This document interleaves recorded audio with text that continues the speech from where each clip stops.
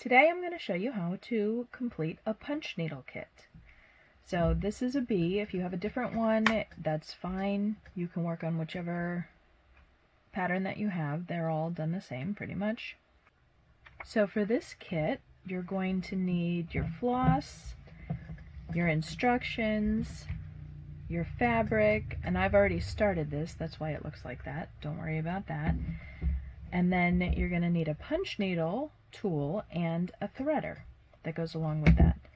So this, actually, you can see that this is kind of a mess on this side, but don't worry about that because the front where your design is actually becomes the back when you're finished. So this is actually going to become the front of my punch needle design.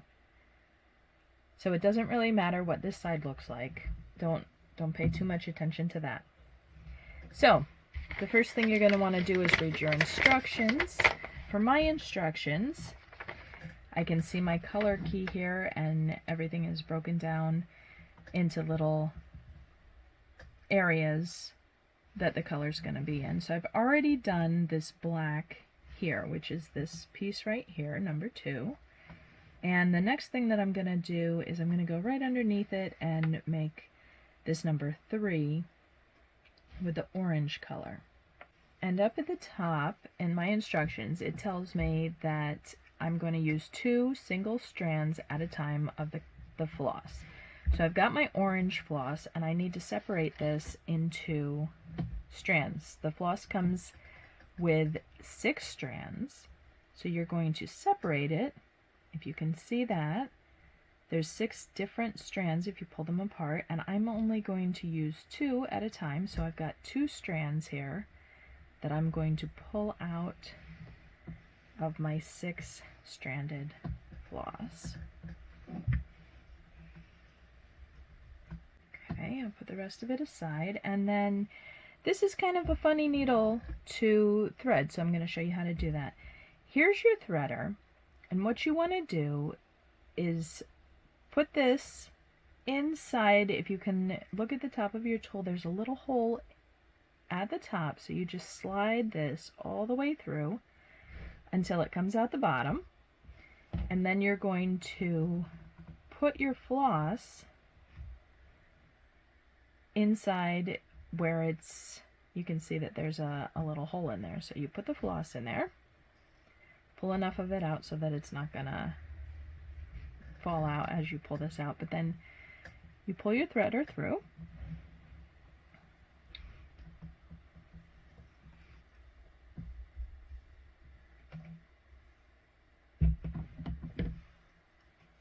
make sure that the whole thing doesn't come out. So now you've got it halfway threaded. The next step to do the threading is there's a little hole up here at the top, and what you're going to want to do is one of the sides is kind of sharp and open, the other side is kind of rounded, so you're going to want to put your threader through the rounded part. I don't know if you can see that, but it's going to go through the rounded edge, stick it through, and then again put your floss through the hole,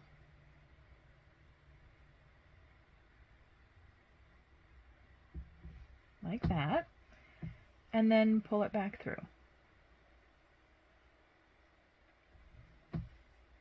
Okay, and then just take your threader out. And so this is the way it should be threaded. It gets threaded up through here and then through the little hole at the top. So then you want to pull your thread out to the bottom so that you just have a little bit up at the top. You don't want a lot, you just need a little tail. And then we're ready to stitch. So the tail part of your floss, you want that away from you. So you want to be holding your punch needle tool straight down, but you want the floss away from you, and you're going to work towards yourself. So the first stitch that we're going to do, you're going to push the punch needle tool all the way in. I don't know if you can see that, but it's all the way in. And then you're going to lift it up very slowly, just till the punch needle comes out. And then you're going to stick it down in the next hole right close by. Make sure that the punch needle tool is facing you, straight up and down if you can do it.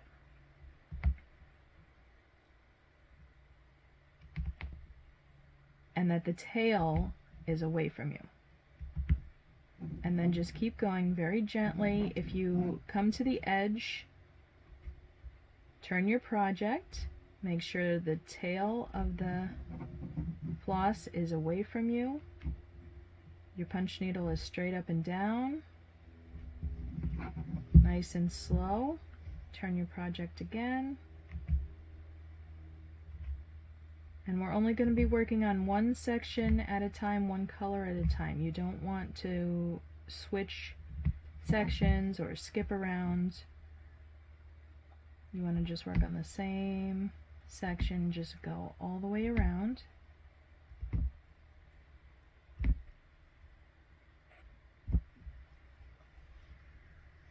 Just keep turning your project until you fill in the entire area that you're trying to fill in.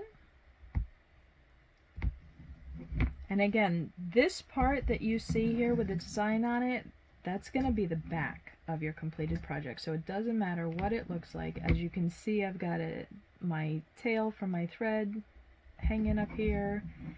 Kind of looks messy on this side. That's alright, because this is going to be the back. Nobody's going to see it. You just keep going around.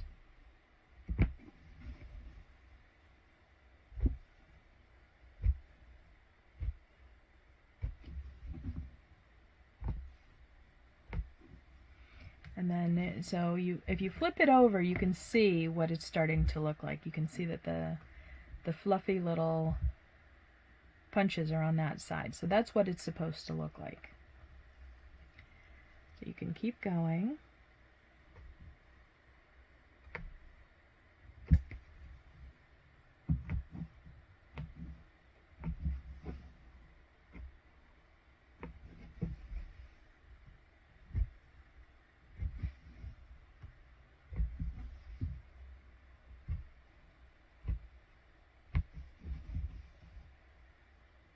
Once you get used to it, you can go a little faster, but just make sure that you are not pulling the punch needle too far out away from the fabric. Just as soon as your punch needle comes out of the fabric, put it right back in the next area so that you don't lose your floss.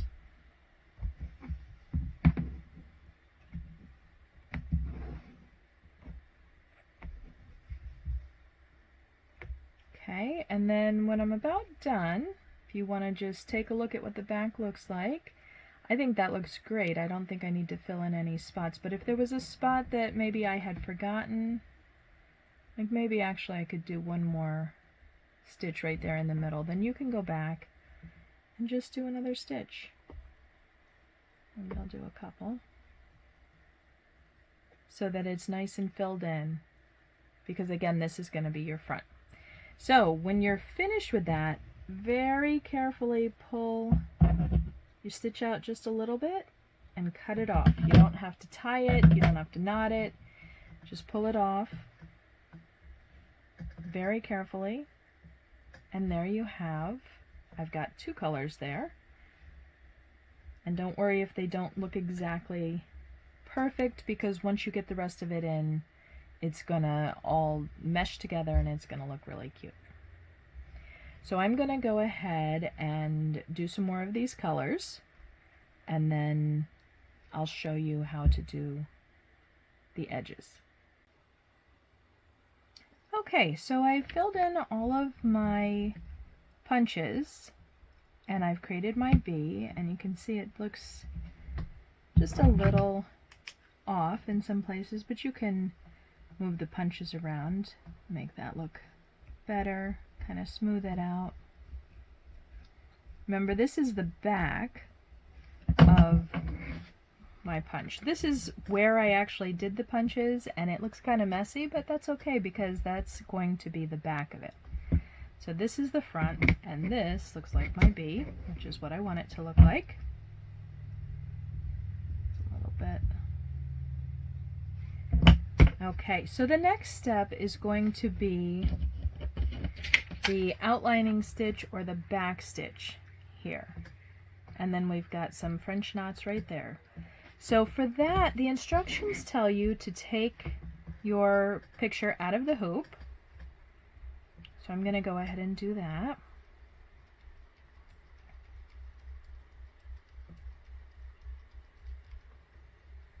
Okay, we can set that aside. And then it tells you to put your fabric up to a window so that you can see this outline from the other side. You can see it really well through the window, and then you can trace it on this side, but I can see it very good this way. I don't know if you can, but I think you should be able to see that pretty good. So I'm just going to go ahead and we're going to work on the front now. So as we do the accent stitches, it's going to be done on the front instead of the back. We're all finished with the punch needle, so we're not doing the back anymore.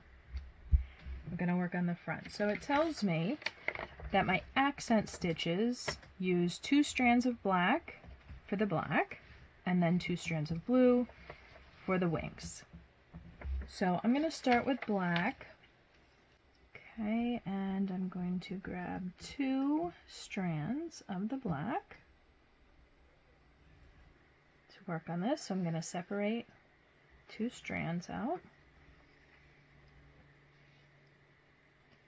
And for the accent stitches, you're going to use your needle, a regular needle, not a punch needle. So if you have a needle from another kit,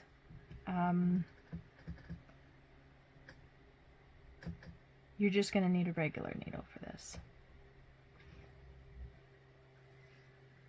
So we've got our needle threaded, and I'm going to put a knot in the bottom.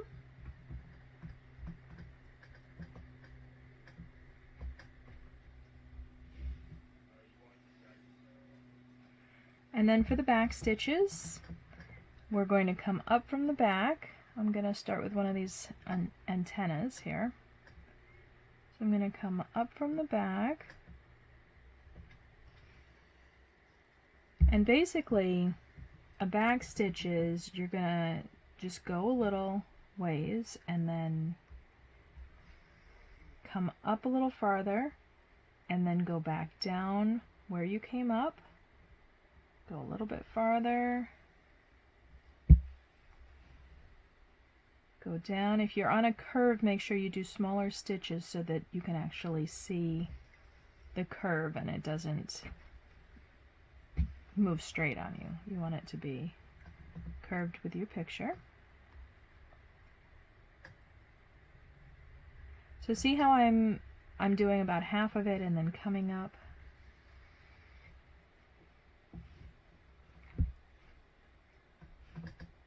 Okay, and then I'm just going to end it right in here because I'm at the end of my little antenna. And then here is where we need to do a French knot. That big circle is a French knot. So the French knot, you're going to come up from the back, right in the middle of that circle.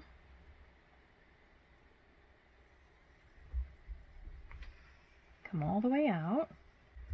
What you want to do is take your needle right up close to where you came through, and you're going to twist the thread around it.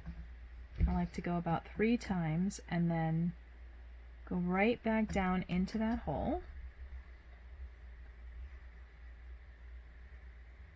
Pull your thread until it comes all the way down, and then you've got a little knot there. And that's how you make that little French knot. And I'll do the other one over here to show you. Let me just go back through and I'll do the outline stitch on here. So remember, we're just going to do little stitches. We're going to go down and then back up a little bit, and then go down right where we came up on that one, and go a little bit further, go down and a little bit further out,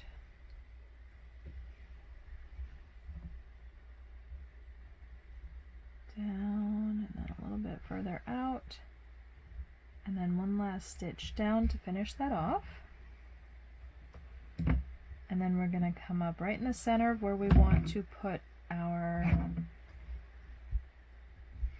knot, and then hold your thread out one way, take your needle and right up close to your fabric, you're going to wrap the thread around your needle. I do about 3 times. If you want it a little bigger, you can go more than that.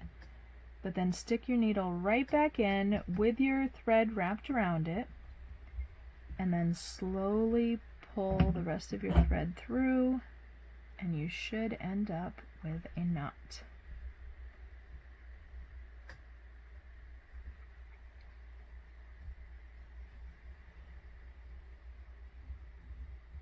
And that one turned out with a little bit of a loop on there, which really shouldn't be there, but that's easily fixable. You can come right back up in the same spot, put your needle through that loop, and then go right back down. Just kind of tack it down into your fabric so that the loop is not there.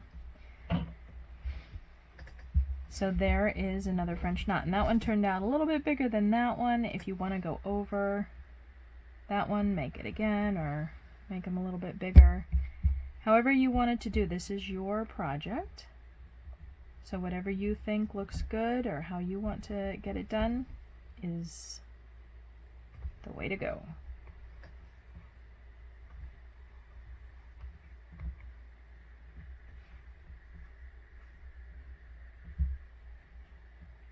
And I ended up with a slight loop there too.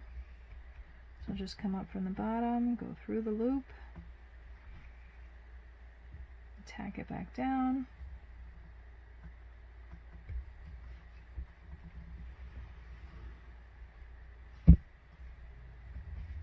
and there you have it. My last step is to fill in all the blue wings. So I'm just going to do that. Okay, so I've finished the wings on my little bumblebee here, and my project is basically complete. So the last thing I'm going to do is put it back into our little frame. Remember that this is the side that's up. The back kind of looks a mess, and when we started, this is where we started. We started punching on this side. That's not the front. The front is this side, and this looks so much better. Then we're going to put the frame back on and tighten this up real tight.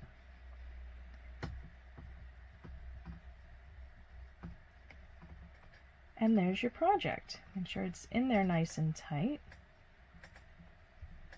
nice and smooth. And then all you have to do at the end is just cut off the excess fabric that we have here, because we don't need that. Make sure that this is tight first. Very tight, otherwise it'll come out. But then you're just gonna trim off the extra fabric.